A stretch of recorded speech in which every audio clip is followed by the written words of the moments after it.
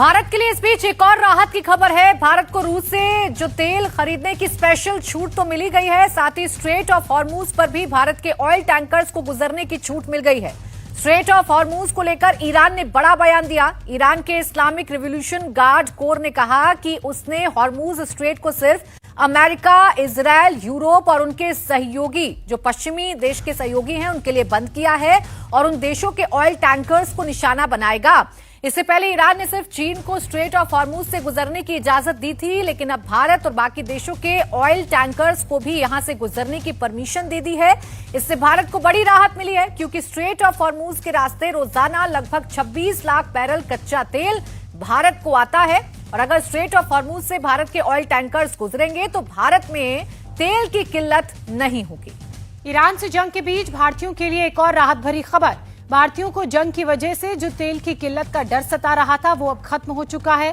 भारत में तेल की किल्लत नहीं होगी। भारत को रूस से तेल खरीदने की जहां एक तरफ स्पेशल छूट, स्पेशल परमिशन मिल गई है, तो वहीं अमेरिकी ट्रेजरी विभाग ने अब भारत की रिफाइनरीज को समुद्र में फंसे रूसी कच्चे तेल के शिपमेंट खरीदने के लिए 30 दिनों की विशेष छूट दे दी है। अमेरिकी ट्रेजरी सचिव स्कॉट बेसेंट ने कहा कि वैश्विक बाजार में तेल की आपूर्ति लगातार बनी रहे, इसके लिए भारतीय कंपनियों को रूस से तेल खरीदने की 30 दिनों की अस्थायी छूट दी जा रही है। स्कॉट बेसेंट ने इसे आपातकालीन कदम बताते हुए कहा, इससे रूसी सरकार को कोई बड़ा वित्तीय लाभ नहीं होगा, क्योंकि ये केवल उन तेल लेन देन की अनुमति देता है जो पहले से ही समुद्र में फंसे हुए हैं और इसके अलावा स्ट्रेट ऑफ हॉर्मूज से भी अब भारत के शिप्स कच्चे तेल को लेकर भारत आ सकेंगे।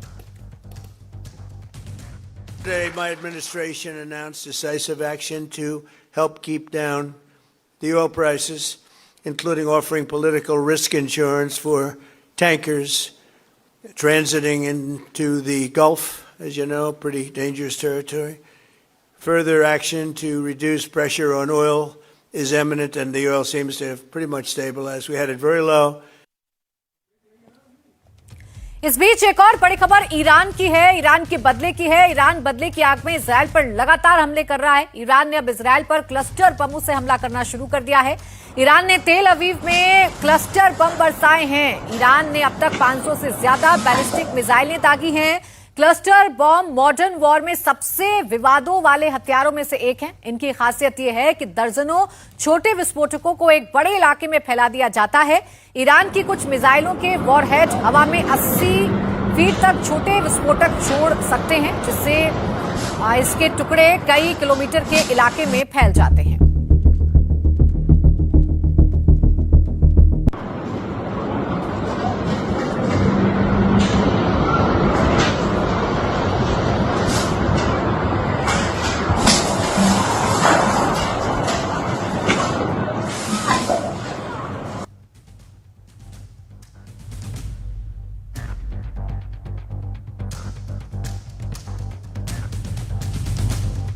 जिन क्लस्टर बम के बारे में हम आपको बता रहे थे, अब ईरान उन्हीं क्लस्टर बमों का इस्तेमाल कर रहा है। खाड़ी देशों में अमेरिकी बेसिस को इन क्लस्टर बमों की मदद से निशाना बनाया जा रहा है।